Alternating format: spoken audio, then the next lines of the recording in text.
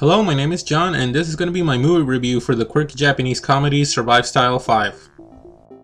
It's a 2004 release movie, and it was directed by Gen Sugiguchi and written by Takutada. I can't say much about the writer or the director since this is their first feature film. Survive Style 5 is an anthology movie. It's 5 stories of people that live in Japan. I'm gonna be honest and say that this is my favorite Japanese movie of all time. I'm not saying it's the best Japanese movie of all time, but it's my personal favorite. The movie begins with a mom burying the body of a woman. Before she opens her eyes, a mom beats the shit out of her with his shovel, and he finally buries her. For me, Amon's story is the centerpiece of the whole story.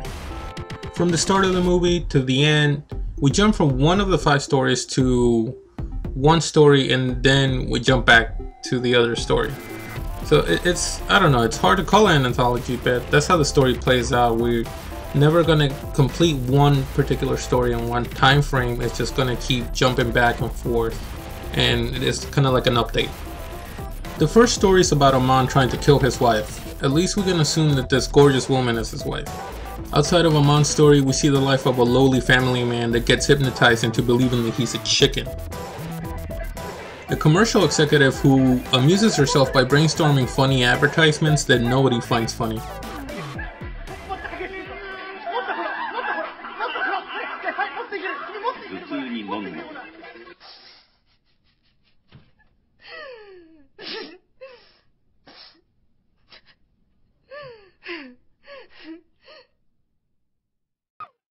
A group of friends of whom both have a secret and they don't tell the other one about it.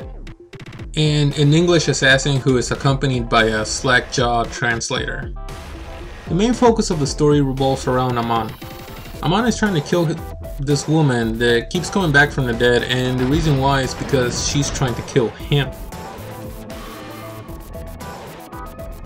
In the beginning of the movie, we are led to believe that he is the murderer, but as the movie goes on, we get the idea that he has been battling this undying woman.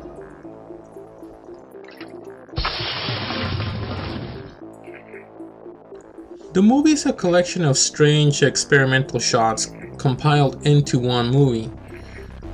I don't judge it too harshly. It is an anthology, and one of the reasons why is because it has too many points of view, so it's hard to explain to people what this movie is about. I feel that the movie is more of a visual trip, so I guess the chemicals in your brain is going to help you respond to the movie because it's definitely very visual. It's just it doesn't really carry a story.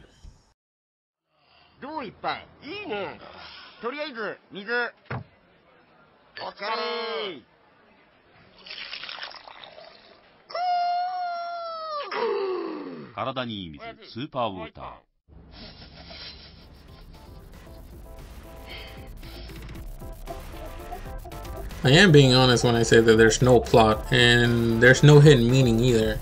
It's just a sweet movie about murder, gays, and revenge.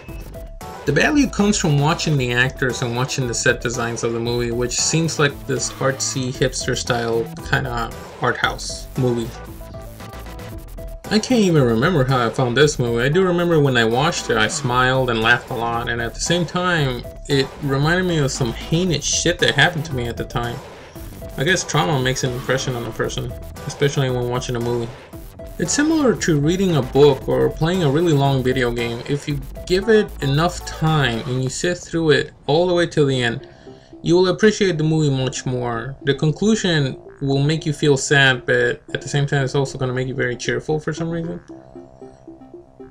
So, I don't know, I guess it's just... maybe there is a hidden meaning in the movie and it's not clear enough for me to explain it. But it is an entertaining movie. It's very wacky and it's not incredibly deep, and it does talk about, you know, gays, murderers, and just trying to be like a good provider, you know. It's definitely one of my top Japanese movies, and I hope you guys can watch it. Thank you for watching my review, and subscribe to my channel for more reviews and updates.